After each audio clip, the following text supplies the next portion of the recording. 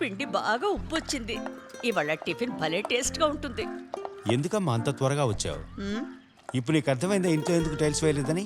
ఆ, లేకపోతే ఈయన గారు పెంకుటిల్ని తాజ్ మహల్గా మార్చేవారు. ఓరా ఎక్కడి నుంచి.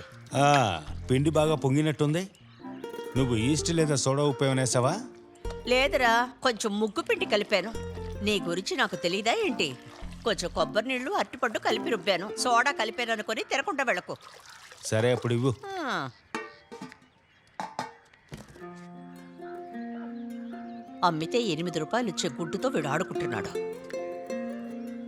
రే, ఏమిట్రా ఇది?